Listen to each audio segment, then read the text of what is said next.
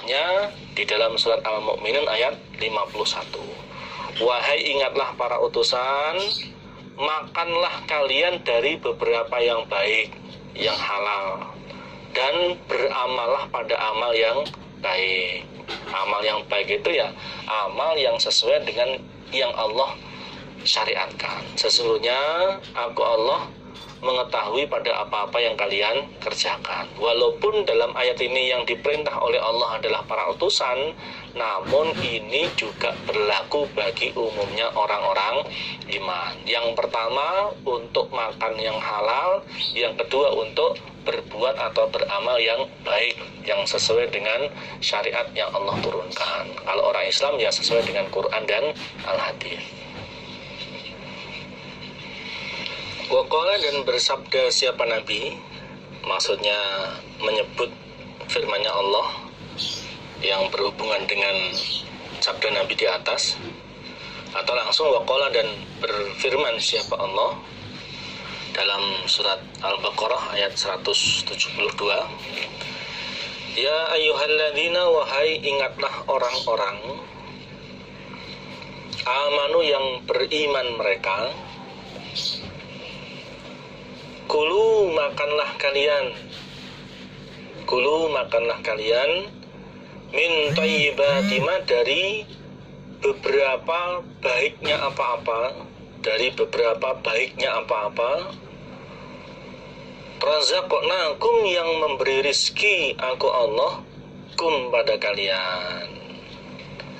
Wahai orang-orang yang beriman, makanlah dari beberapa yang baik yang aku berikan kepada kalian.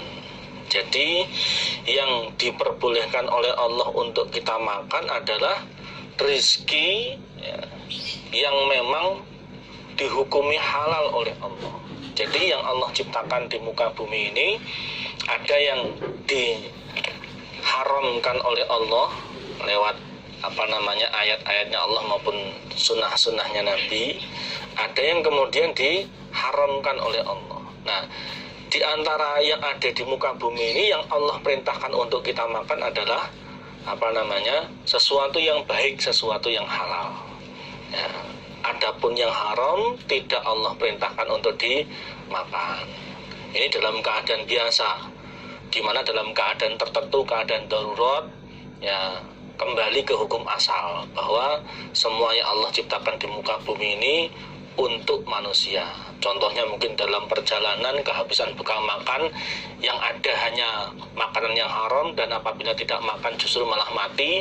Nah, dalam keadaan darurat seperti itu, yang asalnya haram pun itu juga dimakfu oleh Allah untuk dikonsumsi. Contohnya mungkin makan bangkai, contohnya mungkin makan hewan yang diharamkan. Kalau dalam keadaan terpaksa, ya darurat seperti itu boleh. Itu pun hanya satu kali makanan dan tidak boleh bontot, tidak boleh dijadikan sebagai bekal seperti itu. Tapi secara umum dalam kondisi normal yang Allah perbolehkan untuk dimakan adalah rizki yang halal, makanan-makanan yang halal. Memang dalam urusan dunia segala sesuatu itu hukumnya halal, ya, selama tidak ada dalil yang menjelaskan keharamannya. Berarti makanan yang haram adalah makanan-makanan yang ada dalil dalam Al-Quran maupun dalam Al-Hadis bahwa makanan tersebut adalah haram.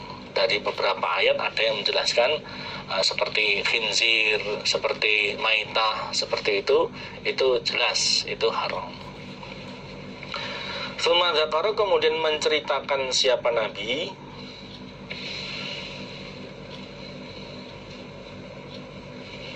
ar-rajula, pada seorang laki-laki, yutilu, yang memanjangkan siapa rajul, as-safara, pada bepergian, dia bepergian jauh. As'afa, kusut rambutnya kusut karena bepergian jauh tersebut.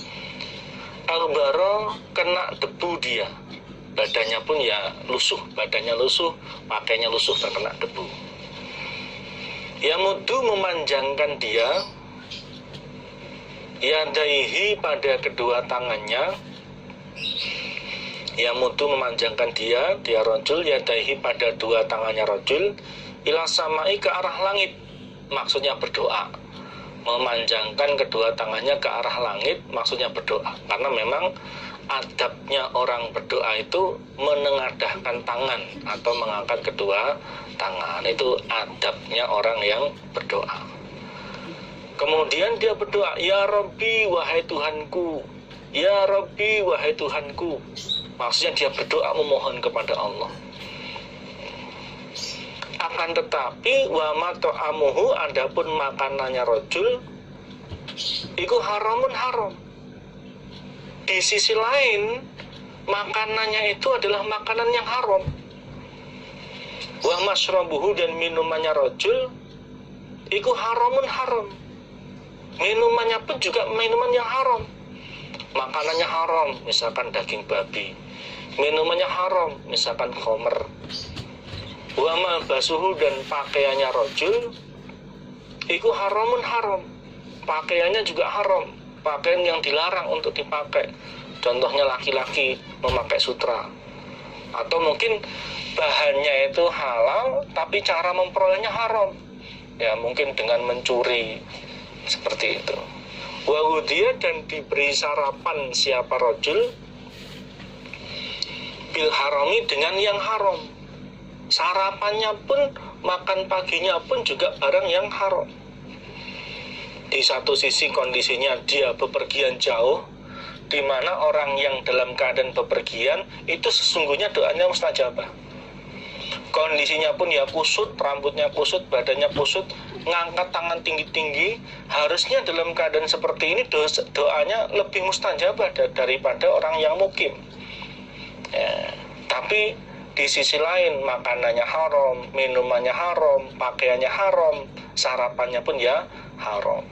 Fa'anna, maka bagaimana, apa ya mungkin yustajabu, dikabulkan siapa rojul, maksudnya dikabulkan doanya, lidzalika, karena demikian itu makanan, minuman, pakaian, sarapan yang haram. Bagaimana mungkin doanya akan dikabulkan oleh Allah sedangkan makanannya haram, minumannya haram, pakaiannya haram, sarapannya pun juga haram. Ya. Di sini salah satu mandorot bagi orang yang mengkonsumsi atau memakai sesuatu yang haram adalah doanya tidak mustajabah. Seperti itu. Padahal kondisinya sangat, mestinya dalam kondisi seperti itu doanya sangat mustajabah. Gara-gara keharaman sehingga menyebabkan doanya tidak mustajabah. Seperti itu. Ya, bahkan di hadis yang lain dijelaskan daging yang tumbuh dari makanan yang haram, neraka lebih berhak untuk daging tersebut, lebih berhak berada di neraka ya, bagi orang-orang yang memakan makanan yang haram. Maka dari itu supaya berhati-hati. Barang yang haram itu bisa dari sisi zatnya memang dijelaskan dalam Quran maupun hadis bahwa itu barang haram. Contohnya babi, contohnya hewan buas yang bertaring, contohnya bangkai, ya itu jelas-jelas haram. Atau juga haram karena cara memperolehnya. Ya, hewannya aslinya halal, kambing, tapi diperoleh dengan cara mencuri, menjadi haram. Ya, hewannya halal. Ya, ayam, tapi menjadi haram. Contoh kenapa? Disembelihnya dengan tidak membacakan nama Allah, disembelihnya membacakan nama selain Allah. Ya, contohnya hewan-hewan yang disembelih untuk persembahan kepada berhala, seperti itu. Ini harus betul-betul dihindari. Termasuk di dalam mencari rezeki supaya berhati-hati. Jangan sampai tanpa kita sadari, tanpa kita ketahui ternyata cara mencari rezeki kita itu termasuk cara mencari rezeki yang haram. Seperti itu.